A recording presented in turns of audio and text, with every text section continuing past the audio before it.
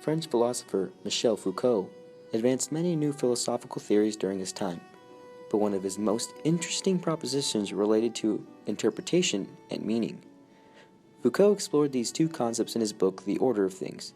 This book began with a chapter that developed an interpretation of the already widely examined Las Meninas by Diego Velázquez. This interpretation was entirely unique and differed from all other scholarly responses to Las Meninas that had been previously formulated. But before an understanding of Foucault's theory can be reached, a description of Las Meninas is necessary. The painting, at first glance, provides no explanation of its meaning. The painter, being represented within Las Meninas, is in fact Diego Velázquez himself. It is, however, far from being a mere self-portrait. Instead, the masterpiece depicts the royal court, including the young daughter of King Philip IV and Queen Mariana of Austria at the center. The royal couple is also present in Las Meninas. However, they are reflected in the mirror on the back wall. A brief history of Diego Velázquez may explain the reason for his presence in the royal court. Velázquez's outstanding talent and originality was immediately recognized by Philip IV. He was made a painter to the court, and soon rose to become chief painter to the king. From that point until his death over 30 years later, Velázquez remained a devoted royal servant.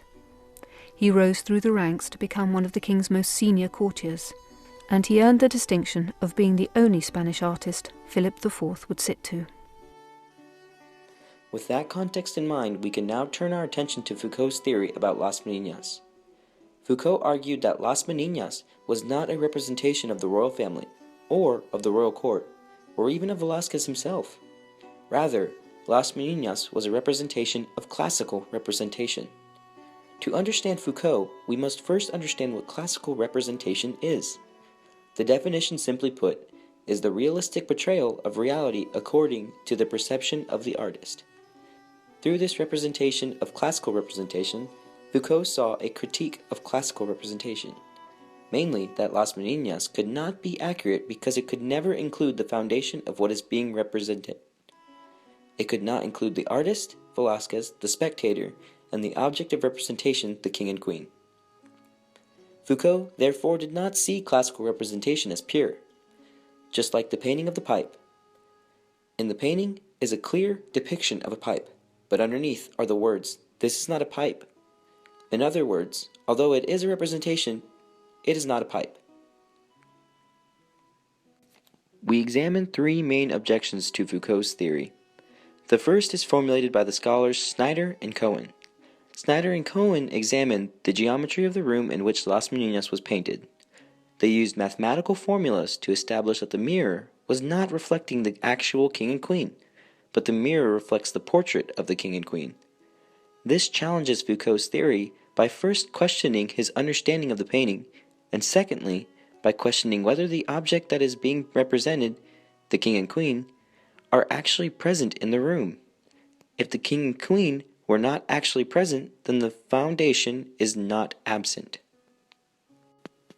The second argument against Foucault comes from the scholar Robert Wicks. Wicks contends that Las Meninas was meant to be viewed from a position of 4'7". Wicks then theorizes that this would be the accurate height of the Virgin Mary. From this, Wicks deduces that Las Meninas is Velázquez's attempt to display a journey of spiritual enlightenment. Wicks uses other works by Velázquez to prove that the artist did in fact deal with religious and mythical themes, the most prominent of which is in his work The Spinners. This work incorporated the Greek mythological tales with the reality of common-day people. The final objection comes from the philosopher John Searle. The argument is that Las Meninas is a paradox that defies classical representation, and therefore cannot be a representation of classical representation. One of the ways Searle supports his contention is by claiming that Las Meninas is a representation of Velázquez as he is in the act of representing Las Meninas. Las Meninas has baffled spectators for centuries, but Foucault's interpretation of the masterpiece provides an entirely novel interpretation that warrants inspection, and while it may not provide the final interpretation, it certainly has provided an entirely new perspective on Las Meninas.